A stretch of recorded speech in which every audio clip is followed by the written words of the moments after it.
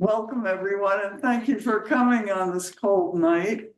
I want to ask you to remember to silence your phones, please. And if you're not aware, we have two restrooms. Both of them are dual sex restrooms. You go through that door, the white door, turn right at the end of the hallway, and they're on the right side. There's two of them, and they're individual restrooms. So tonight we're going to have two speakers, and the topic that they're going to talk about is food insecurity in Yellow Springs and the surrounding area, and Bethany Gray and Florence Randolf. Bethany is a native of Springfield, but now lives in Yellow Springs. She is a former school teacher and tutor, and currently is an environmental educator. She has served on the boards of the Glen Helen Association and the Tecumseh Land Trust, and is a liaison for the Community Habitat Committee and the National Wildlife Federation. She's been involved with food banks since 2010. That's quite a while, and is now working with the food pantry and has served on the Yellow Springs Food Pantry Board of Directors and is now working with them in a consulting capacity? With the Yellow Springs? Yeah. I've been a board member, and I was, this week, it just happened within a day. I was elected as an executive director, so I'm coming into the director chair of the board. Great. And Florence Randolf is the community outreach specialist and the victim advocate for the Yellow Springs Police Department. She is tasked with providing resources for anybody who lives or works or visits Yellow Springs, and she has lived here since 1984. She's retired from the Antioch Publishing Company and attended Cedarville University.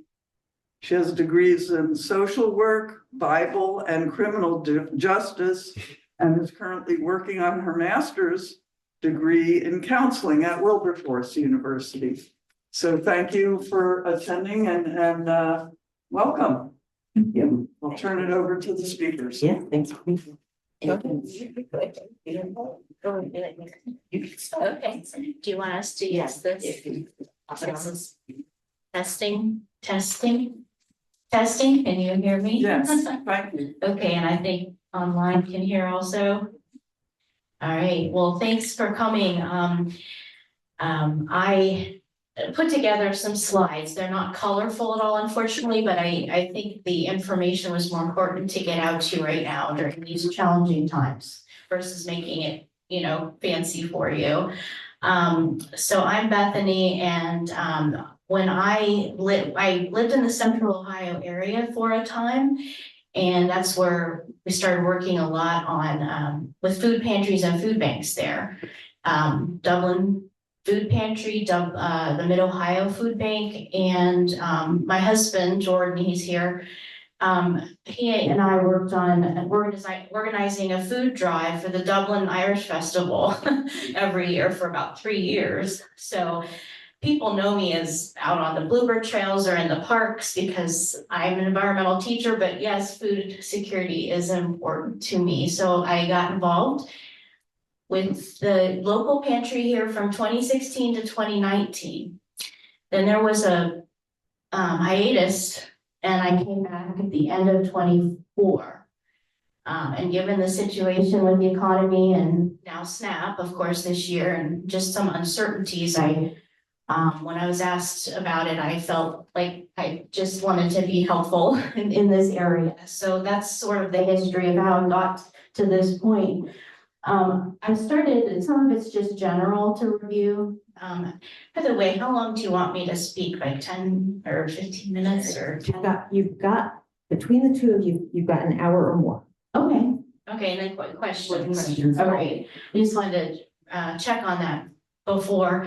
So I started with a strange slide, but the Alice Springs News, if any of you received that, they've started a weekly column called Feeding the Village, and I think that's a great idea because even if you don't use those resources, you can pass the information along and know exactly, what to refer people to here.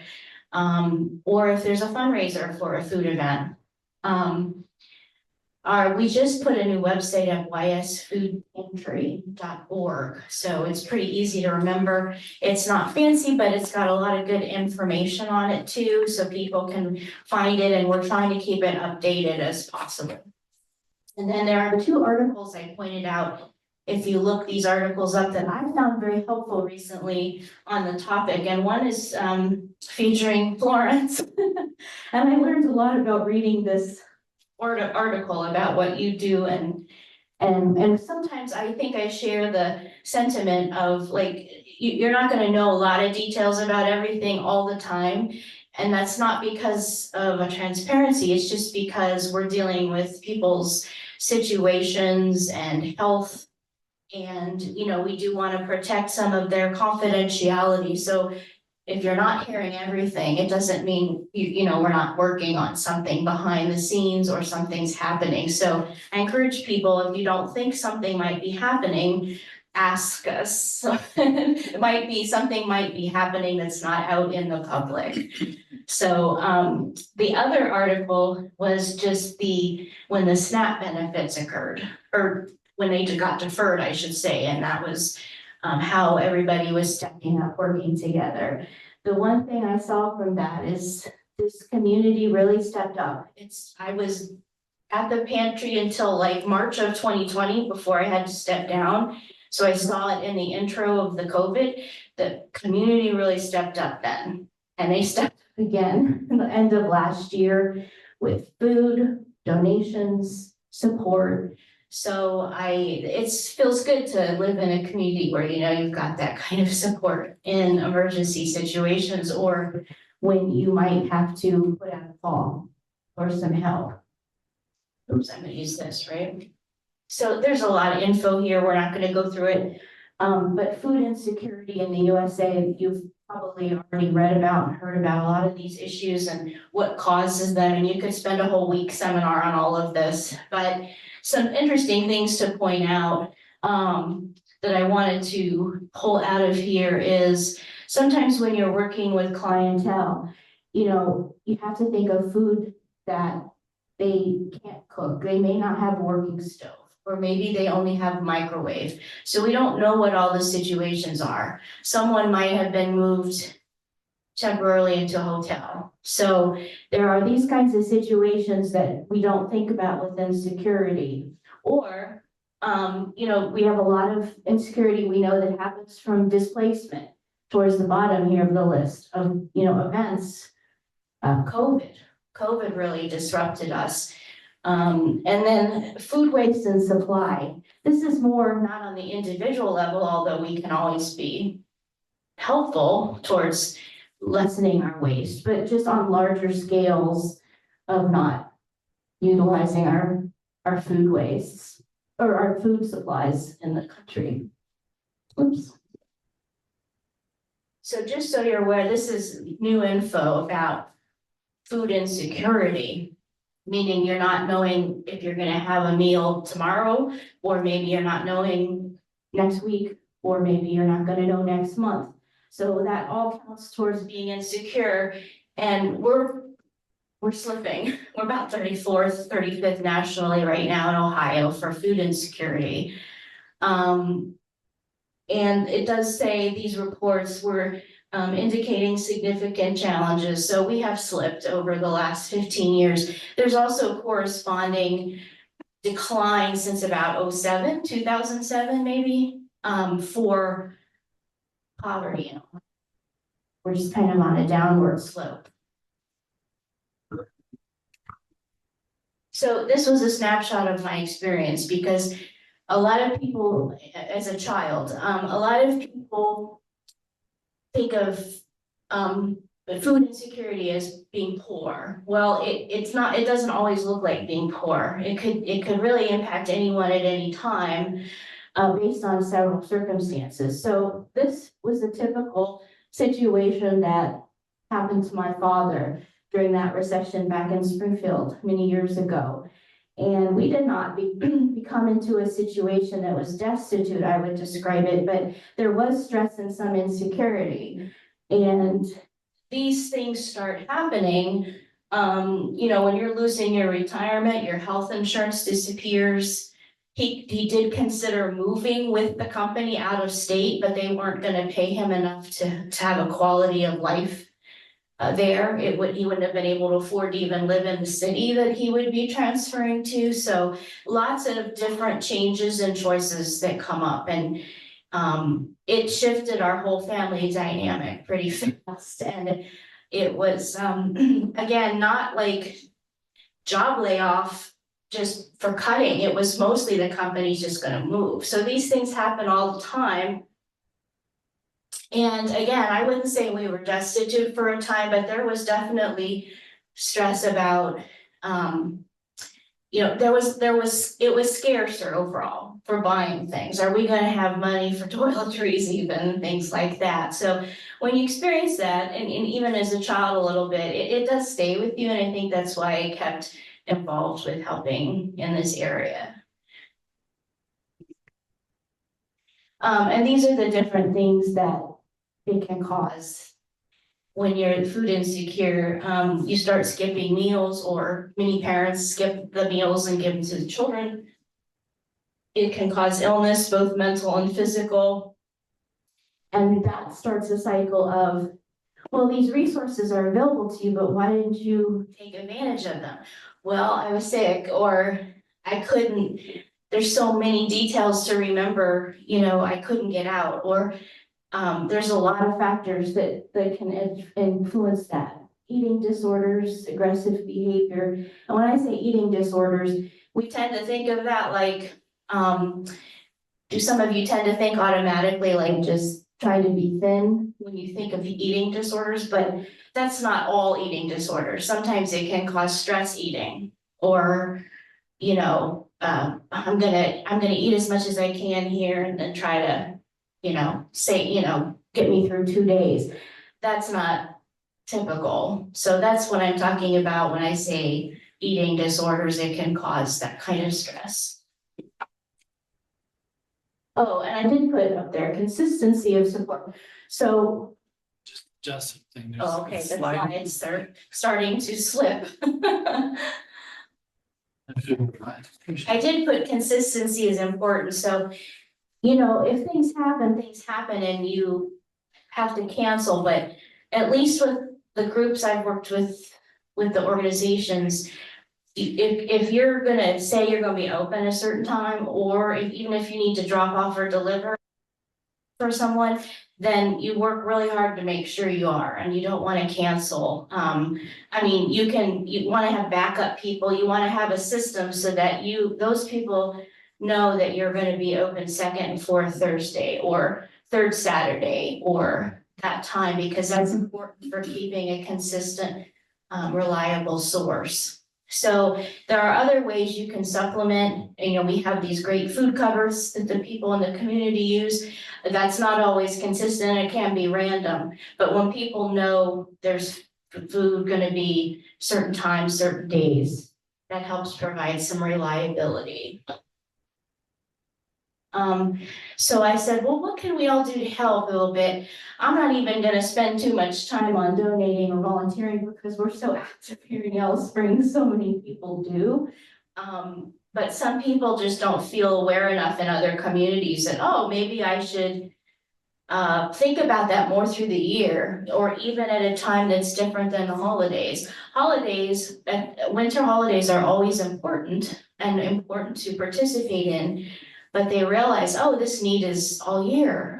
And so some people just aren't thinking in that mindset. Yellow Springs is very supportive. I don't think we need, you know, you can always encourage people, but they're already supportive of that.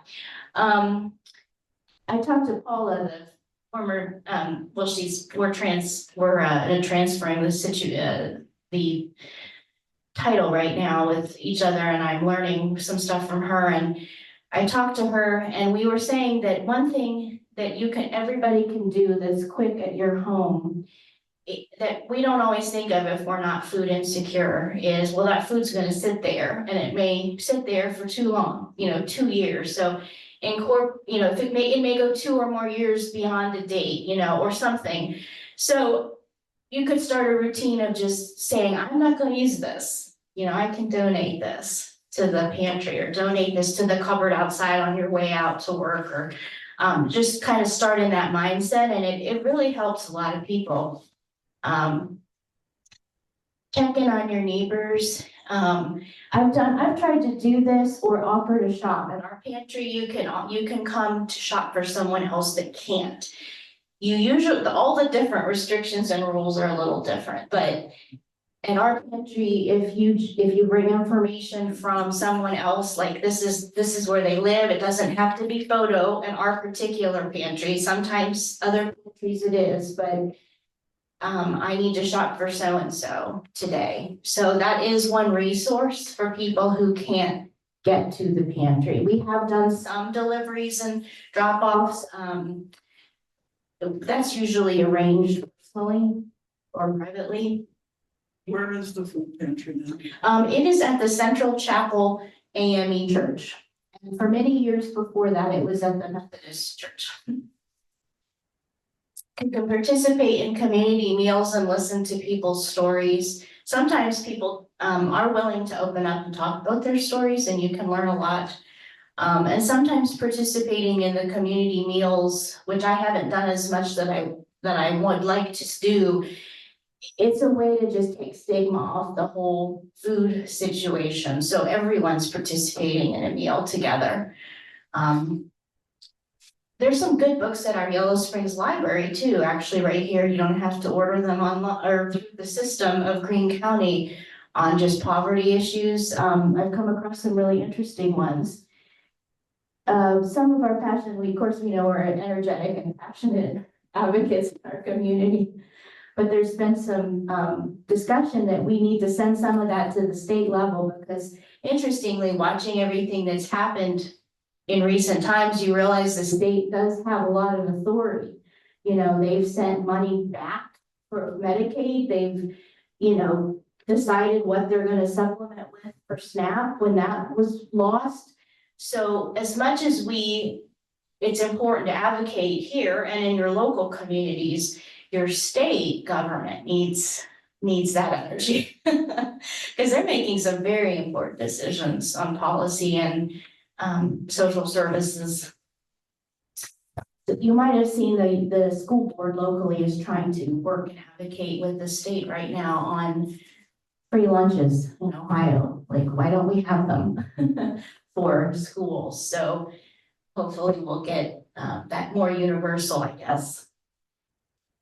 And one thing that came up during the SNAP crisis and the government shutdown, because everyone wants to help, and I do the same thing, is you want to share info, especially on social media, because it's quick.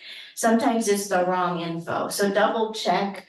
And I try to find some of that and just nicely correct people and say this, found info from the Greene County Public Health that was maybe 8 years old. So it had our pantry still at the Methodist Church, and it had the Xenia pantry with wrong information. So especially when you're talking about food security, take an extra minute to double check that information before you send it out. And when I saw that, I realized I'm going to do a little checking of myself online. And I found a few resources locally and other web pages that had slight errors as well in them about the services and the pantry. So I thought, well, I'm going to reach out and try to get that corrected, because you don't want someone showing up for the wrong service or showing up and the door is locked, because that again might contribute to stress. So for us, I was thinking, like, if we show up to a restaurant and it's is closed and it had the wrong hours, it's more of an inconvenience, but it's more of a big deal if someone is needing the food and they show up to the wrong location and they don't know how to get to it. And then these I'm not gonna go through because this is all on our website, but there's a lot of good networks, and Florence said in her article in the paper that you were working, because we're a small community and we don't have resources like a Boston or some, big city, you work with so many networks across the whole region, really. And so this provides a lot of help for us too, because you don't burn out one group or one people, you're kind of sharing the work across different groups and services. And I put the seed library because there actually have vegetable seeds and some things down there as well that are part of that, not just flowers and wildflowers. So just so you're aware of some of our numbers in 2025, we served about 122 households at least one time. So that doesn't mean they're coming every single time, but it means maybe they just needed to come once that month because there was a really transitioning or difficult month for them. Sometimes you have people move away, so they don't come anymore. Sometimes you have people pass away, they don't come anymore. So, when you're looking at numbers, there's a lot of variables in that. We also, because of such support of our community, are able to open up or as needed. So if there's employees that might want to take advantage that don't live here, but they work here, or if there are we know families that come to our school district, and what is that called? Oh, open enrollment. So we have been able to open our doors a little bit more to those folks as well, make it available, and also college students. Interestingly, when you're talking about visits, it's how many times people visited, like how many times you're rolling the button here. And that was the range of visits with, you probably could guess, November being the busiest month because that was when the SNAP benefits got messed up. And that was, I think the government shutdown continued pretty much through November, I think, or mostly part of November. And so that 59 visits happened in November, basically. And interestingly, our busiest time of year is October through April. It's been pretty consistent. Look, here, I'm not speaking for all countries, but we have made a lot of plans for summer sometimes because kids are home from school, there might be more needs, but interestingly, it drops lower in the summer for us. So but we still keep open consistently, but it really does get bigger this time of year, more service. If you've heard of the porch pickup, that's a program where people participate, donate food through a porch pickup. And there were about 47 households participating last year, which was great, or this past year. If there are Down the down, there. Sorry. oh, on the computer. Yeah, adjust it down a little. I see, it's splitting the screen again. I put some item drop-off locations. These are also on the website because people want to know how can you drop off items. You're gonna hear different things at different pantries. So for us, sometimes you hear, well, it's better to donate money because then they can buy what they need. That's true and very true. But in our case, in our small town, it's very much like a grocery. We do not, because of all the support we have, we do not need to go through a food bank and order through a food bank like massive amounts of food. So that gives it a little bit more personal feel. And so when you donate something that you would see at the grocery store, it makes it feel a little more personal. So if you do have those items, these are the places you can drop them. And if you do want to do a larger food drive, we just need to coordinate with you. Because sometimes it's fine to drop off a few items when the pantry's open, but if you're bringing in quite a lot, then it may be overwhelming. there's always helpful to think about a few of these items too, lower sugar, lower sodium, there's always people needing those items. And I think this is my last slide before I turn it over. I just wanted to. Went backwards. Did it go backwards? There you go. No, back, yeah. There we go, yeah. This is something some people don't all know. All of these non-food items are not covered by SNAP benefits. So as much as it's great to donate those cans of food, which are always helpful, it's sometimes helpful to think about these items too if you can, because on the fourth Thursdays, we're open 2 times a month. So at our pantry on the fourth Thursday, we give away all kinds of these items. And so you're welcome to donate those items as well. And we've been asked about food. We don't make it regularly available as part of our budget or part of our buying, but if you donate it, we'll definitely give that up to people. So just a reminder, those things, they cannot use their SNAP cards at the grocery for these items. And we thank you for listening, and we'll turn it over to Florence. Do you want to do questions while they're on their minds? I have one question. Sure, sure. One of your slides mentioned the Xenia Fish Food Pantry. Does that mean they serve fish or what is it? No, Confusing. but it actually, I put senior fish on there because, well, the fish, is the symbol that is used for Christian Right, work.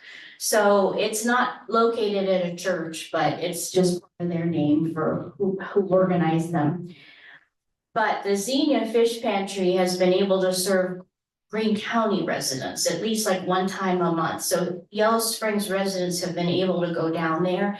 It's a little bigger, so they're able to get sometimes fresh food there from groceries that have dropped it off, or eggs, or a few other items you might not get here in Yellow Springs as easily. is there a website that has a list of all the food pantries in the area and what their times are?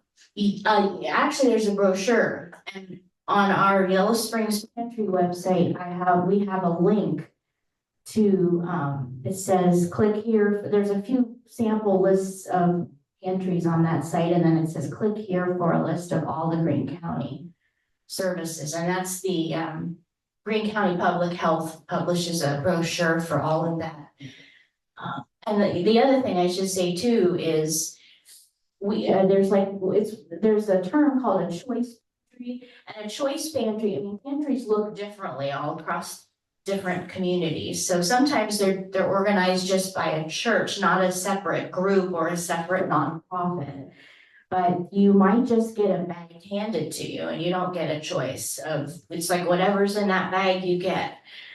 That's another thing, because to support our community, we allow people to take what they want and not force something on them that they don't want. The only time we did that through the bags is during COVID. We set out bags on the porch of the Methodist church at that time.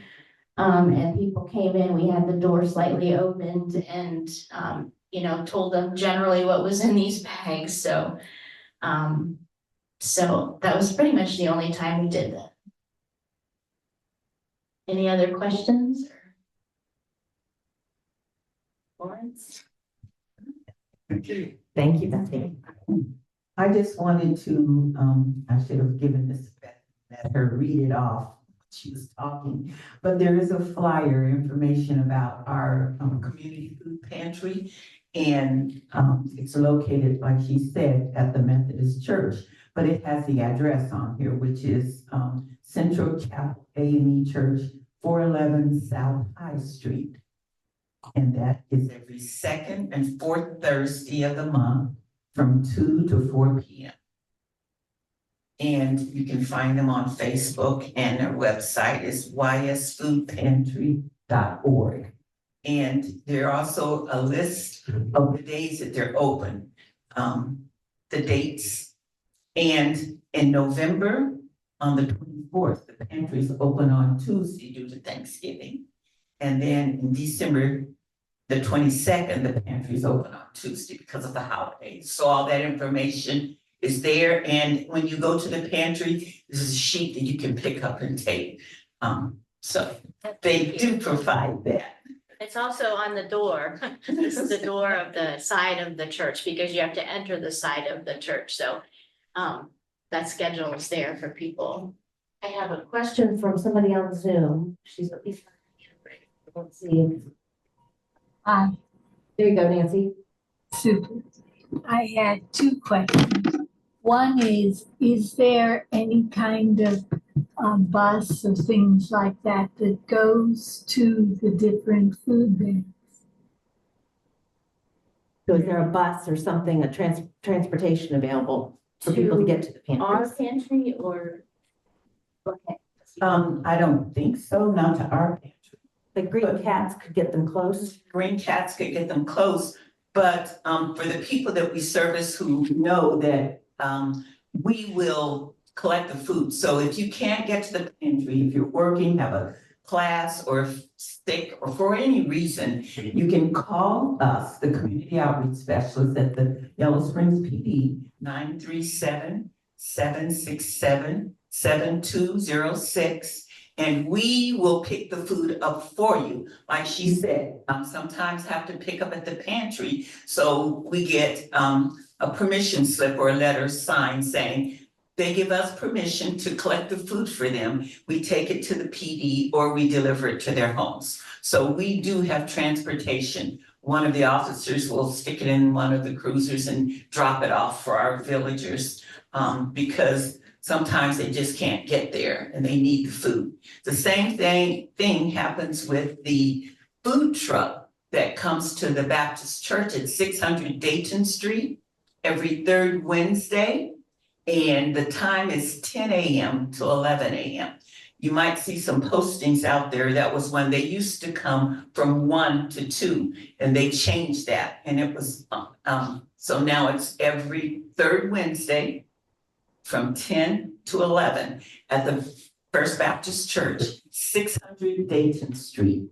And the food truck comes from Dayton. So if you can't get there, all you have to do is give us a call, let us know, and we will actually pick up the food for you and either deliver it to you or hold it for you to pick up when you get off work or when you're able. And I think Nancy had one more question. But also on the last one, is there any kind of poster, anything that we can put out about that information? About there being, because I'd be glad to put them up around. We have them up, we can, yes, we do have posters. We post them, maybe they take them all, but in the laundromat, on the board in front of Tom's Market. I don't know if we have any here for at the senior center, but yes, we have at the senior center, so in the library. So there are locations that you can get the flyers. They might run out, but we can always replace them. But the flyer has all that information about all the food availabilities here in Yellow Springs. Yes. Does it also though tell about that wonderful information that they can call the PD and have them deliver it to? I am not sure. I don't think it does have that wonderful information, but it will going forward. Thank you. Super, that sounds great. And the second question I had was, you talked about brochures that you have at the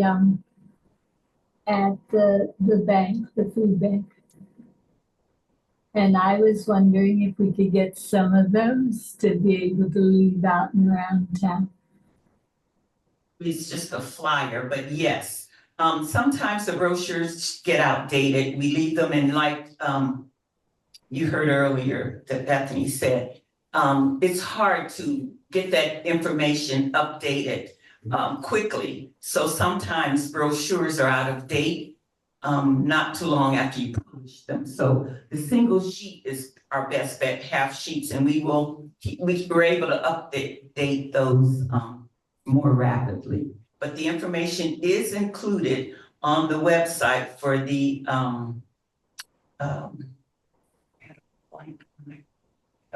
With the health department. Yeah. Yes, on that website, you I can, have a question, Florence. Could you tell us more about the program that, and maybe it's through the community foundation, where it's the equivalent of a gift card from the grocery store? yes, ma'am. Thank you. I'd like Thank to- you guys for helping me along with this presentation. It's so wonderful when you're a part of the presentation. That helps us. So as far back as I remember, when COVID, I think we started this right around when COVID hit. So the schools, the children who were on free and reduced lunches at the schools, during the summertime, there was no food for them.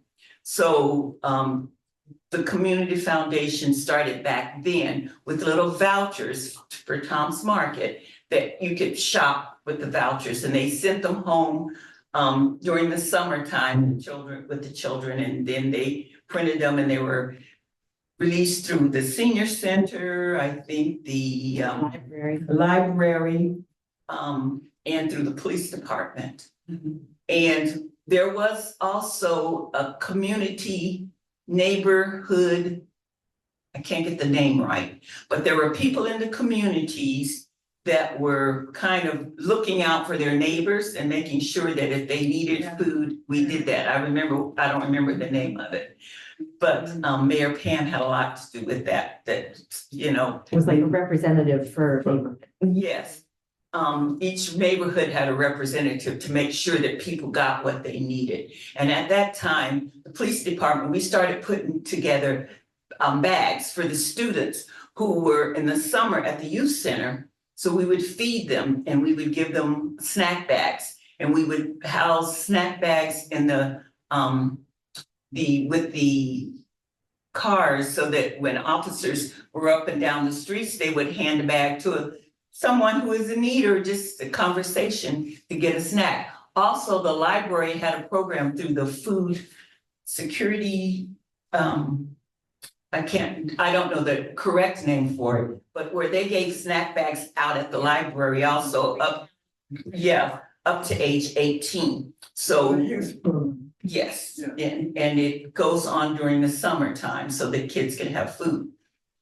So that's where it originally started with the Yellow Springs Community Foundation stepping up, and those of you who contribute to the foundation, they started to just give us Tom's Market. They were then little slips of paper. Now they're actually cards that they are, and they give those to us and we pass those out. You don't have to, you just have to be hungry and need some food. And those donations come from a fund that has been set up with the Community Foundation, where you can donate all year long, and those vouchers are provided for people in the community. Those people who live, work, and visit Yellow Springs. And they look like this, and they're in quantities of $25 each and $10 each. And we pass those out through the schools also. Some of the children over the weekend, believe it or not, they don't have food. They're on free reduced lunch. Once Friday hits, they might not have food. There is a program that's in the process now where on Fridays or Thursdays, there's a church that's puts together food bags so that on Fridays, the children get to take home prepared meals, food, so they can have meals prepared over the weekend when they're home. So that's a service that volunteers do and help, and it's much needed.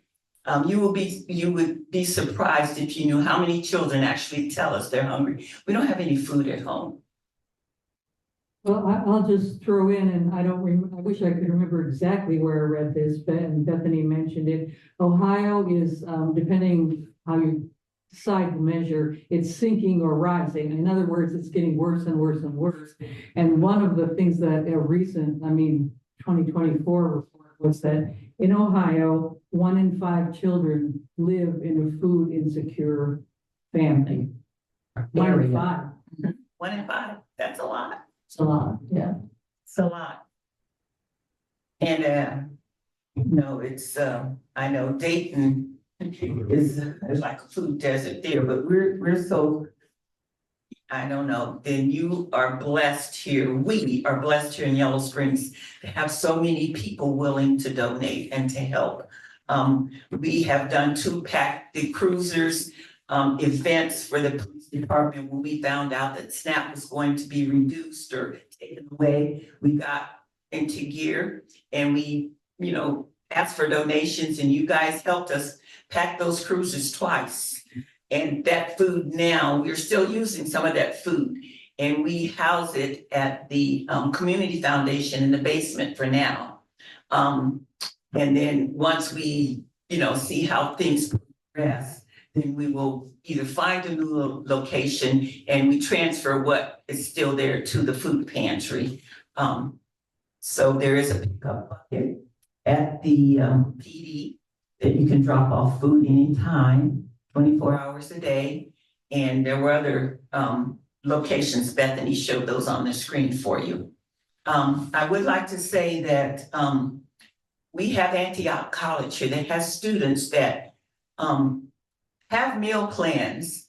But what happened this year was we got an influx of students when Job Corps shut down. And these students were here for the holiday. They couldn't go home. So there were like 34 of them, I believe the number, but there were students here who didn't have food because the cafeteria closed down. So we got into gear and we housed people to say, okay, come on, we need to feed these students. And people stepped up to the plate. The hotel in town donated a lot of food. When they have events that there's cooked, prepared food left, they would let us deliver those to the students. And also to recovery house that we have here in Yellow Springs. There are men who are in recovery from one thing or another. And sometimes they have, they're stressed for food. They do have to come up to pay for their own, provide their meals because there's no cafeteria or there's no, food for the kitchen. So those men have to also either work or get some way to have food. So we also service them. And so let's see. Now I'm going to just kind of list a few people or people who assist the villagers in getting food. Because we don't do it all by ourselves. I'm in collaboration with a lot of entities outside of Yellow Springs. There are coalitions for food, for coalitions for suicide prevention. There's coalition for the mental health, and all those things, stressors, when you can't feed your family, like Bethany was saying, it interferes with your daily living, and the stress of all that can show up in various ways in the home. So we do collaborate with not just food people to provide food, but to provide resources for help in other ways that are needed in the households. And that's very important, that we treat the whole person, not just say feed them, but it is important to feed them because when someone's hungry, they can't hear what you're saying. They can't, especially a child in school. I can't do that math problem. I can't even read that because I'm hungry. So my focus is not on trying to learn. So it's important that we remember that we can help. If you can help, please do, in whatever way you can. So we get help from Miami Valley CAP. It's a community action partnership. We refer people there for help with food and with utilities and rent payments because sometimes you might think that someone is, their appearance might be different than what's really happening. There are people who are employed by our military who are in poverty. a lot of times you just don't know how the family entity is trying to stretch the funds that they get now. And so we have a lot of times where people are, from one month to the next in crisis for one reason or another. This month, it might be the rent. Next month, it's the utilities. Then it's the medication. Then it's the car broke down. And then it's the washing machine. And then it's food. I mean, it goes in cycles with families some, and it's hard to get out of the cycle of poverty. Grandmother much used to say, stealing from Peter to pay Paul. So you're just constantly trying to figure out how to do it. We also have the Yellow Springs Emergency Assistance, which used to be called FISH. But anyway, it's Yellow Springs Emergency Assistance, and they have partnered with us in providing utility payments for the village. And I don't know if you're aware of this, that when you're in green metropolitan housing and you get your utilities turned off, you get a 3-day notice to evict. To vacate. So imagine the pressure. You can't pay your utilities. Then you gotta now move if you don't get it paid, get it turned back on. So that's a stressor. A lot of families, but that happens. And Whose policy is that? HUD Is it really? or Green Metropolitan Housing. I don't know who came up with that or what they were thinking when that idea was presented, but it's a fact that we've had to, step in a lot of times because, utilities are off. You can't live and, you get your notice. So, and then we have St. Vincent de Paul, who helps us, Greene County Job and Family Services. We refer a lot of people to there because it's sometimes it's other things, like I spoke of, that are just affecting the family unit. There is the Yellow Springs food pantries, of course. United Way has stepped in. They have something that's called Strong Families. And they help you to get other resources at reduced prices. It's a program that you can be a part of. The Veterans Administration, whenever someone comes to us and they need some resources, we always ask them, are you a veteran? Because there are a lot of resources out there for veterans. And a lot of them won't take advantage of it, or maybe they don't know. But yeah, we do try and get them connected to the VA services. Salvation Army has some emergency assistance funds sometimes in their programs.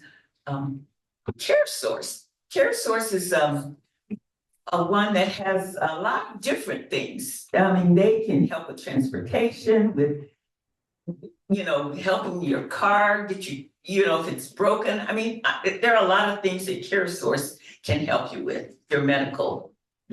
So we partner with them. Green Metropolitan Housing for Services, behavioral health. We do have a lot of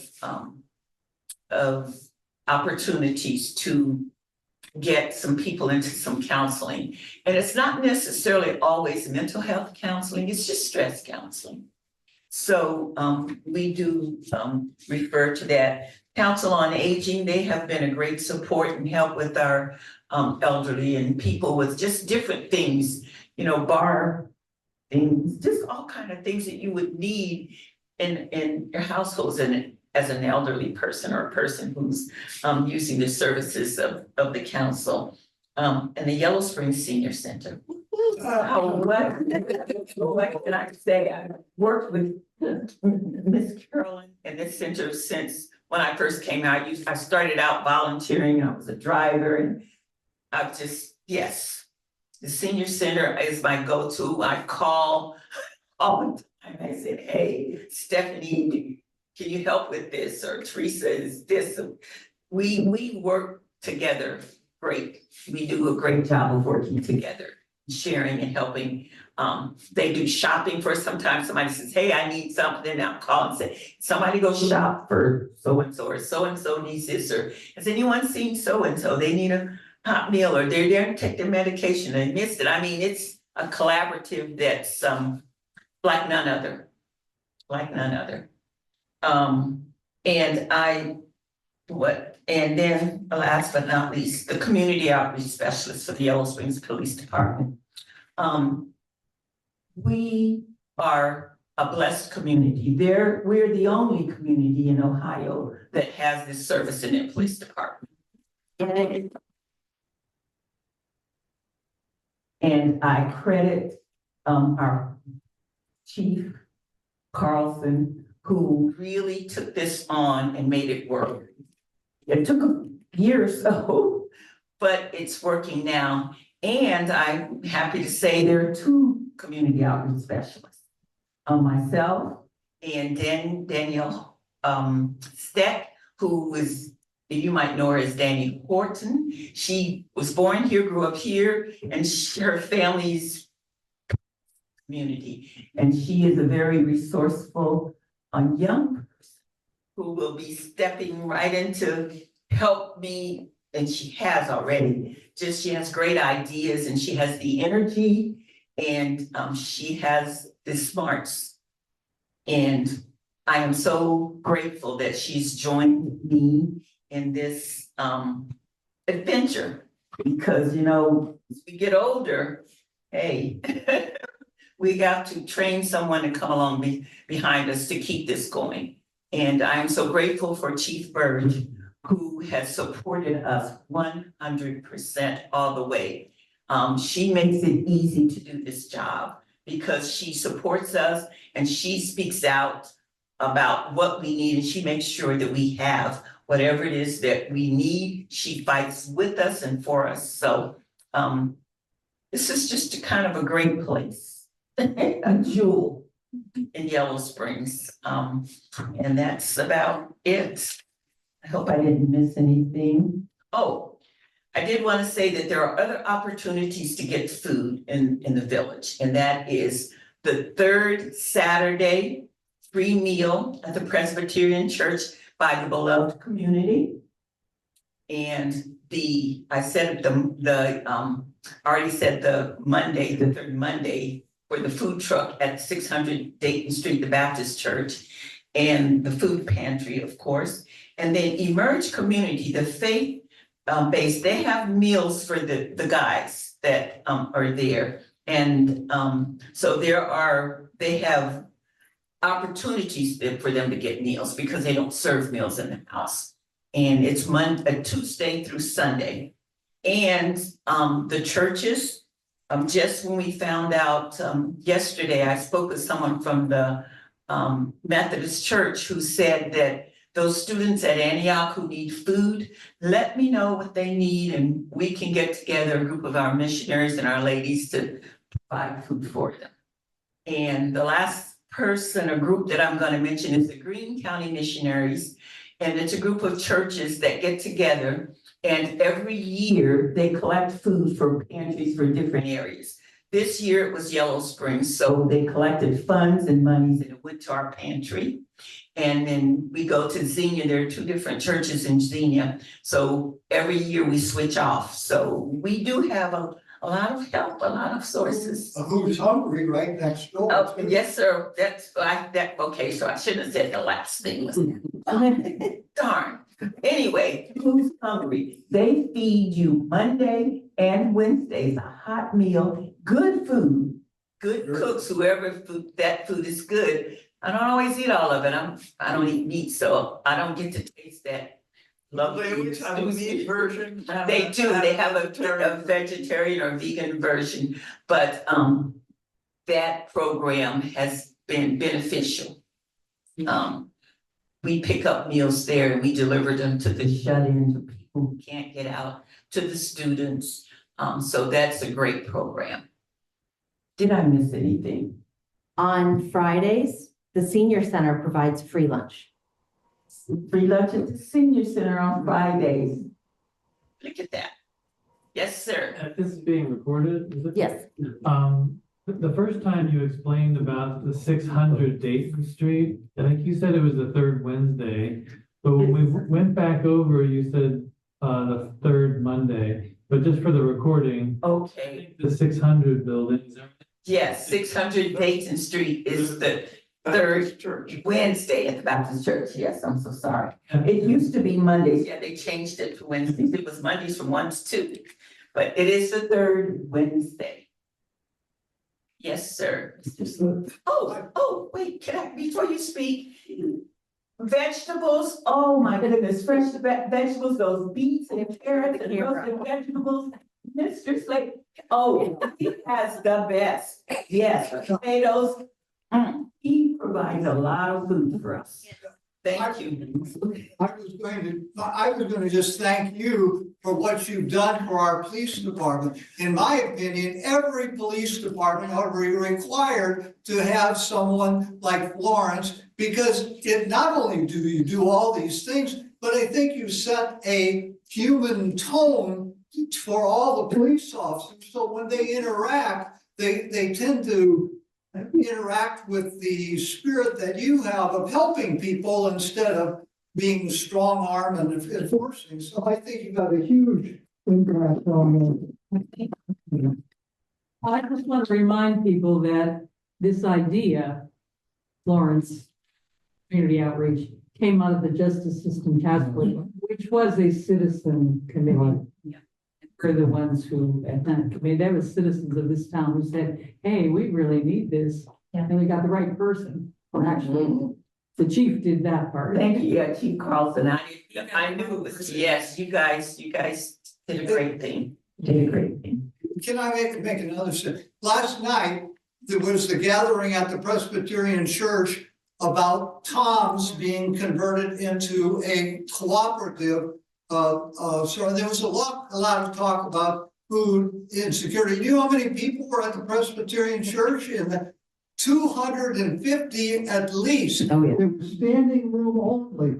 There was a massive, it shows the concern of this community for food availability and for the having more access to food. And we can do a lot better. I mean, we've got Mark here with the Tony Hall initiative. We've got 130 acres at Agraria that most of it just sitting idle. And we need to I told last night that if we could get just a fraction of the people that showed up to volunteer and try to raise food, we could really make sure that no one was hungry here. So I mean, we got to do a better job. And we ought to have one of these sessions where we can talk about the future and what we can do and how we can support these people. I have something to balance that a little. We live in Greene County. Do you know how many people in Greene County are on SNAP? A lot. I actually put it in the paper a couple of weeks ago. Yeah, I got that. How many people are on SNAP in Greene County? So I appreciated you mentioning all the partners in Xenia and Greene County, but I think we have to have some awareness about that. There is impact. I mean, in a lot of these fabulous programs that we have, free meals, we don't stop to say, where do you live?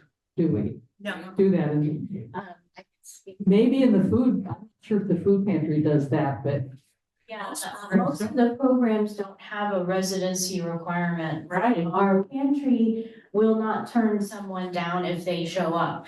But if you're we had a lot of people before the pandemic starting to show up with very large families from Jamestown and all over. Yeah. And they could take all the food before even the Yellow Springs folks got in. So we serve them, but then we give them the information, say, here's your pantry in that area, essentially with the pamphlets and things like that. I'm just trying to make the point that it is our country, our state, and our county. I mean, we have, this is a really huge, practically crisis program for citizens. And you look at some of the things our General Assembly has done in terms of reducing critical funding, never mind our federal government, I won't go there, but I just think we have to keep that in mind. And also, remind our commissioners, I mean, whoever knows what the commissioners are doing, so we need to know sometimes. That's my 2 cents on that issue.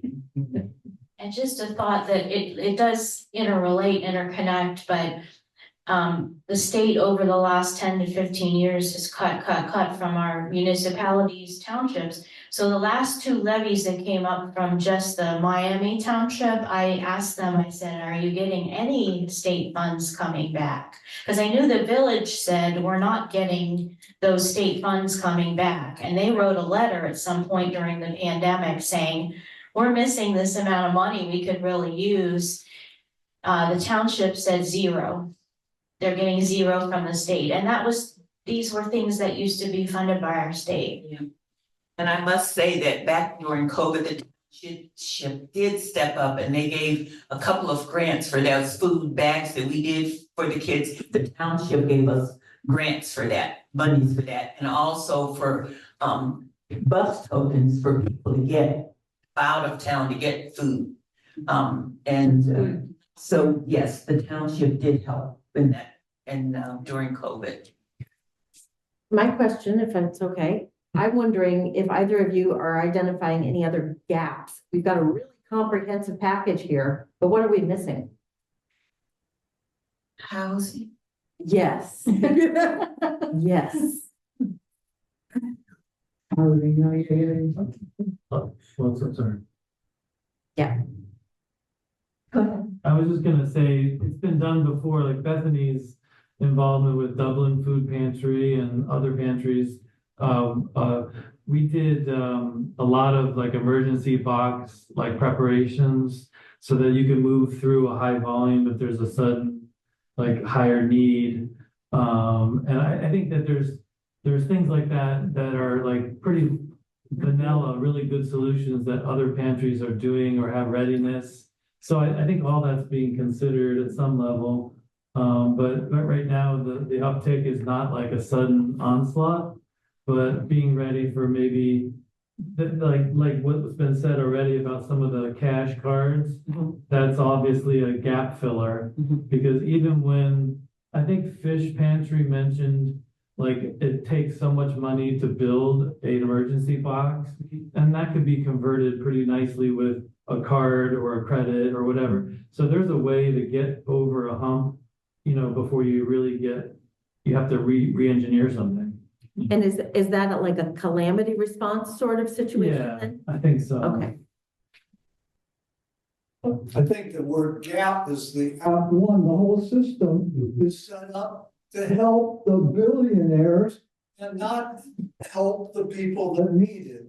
And, we need to redress the whole thing, but I mean, that's too big a thing. Go vote. Yeah. Right now, it's interesting just to look at and think about what's happening in Springfield. Yeah. And I participated last week in preparing, it's the very thing you're talking about, food boxes for what is likely to be a crisis. And food is going to be a piece of that, for sure. Mosley's collecting for them too. Yeah, we have it on our Instagram. So they said leave something here, posted it today. So if you want to help them, they were looking for air mattresses, pillows, food, toilet paper. Like you said, many things you can't buy with SNAP, but people need, the toilet paper, the hygiene projects. So drop off at Mazu until Sunday at 8 p.m. Sunday the 18th, yeah. And this will go to Springfield. And St. Vincent de Paul in Springfield is doing a lot with this effort, and all immigrants and all people in need. But their pantry, I was just looking it up, they did a holiday distribution in December. Of course, we're serving 120, but it's an extra 0 for them. They distributed 1,200. So they're keeping pretty busy with all of this. Right. So it looks like St. Vincent de Paul helping, and they're stepping up with the Haitian crisis as well.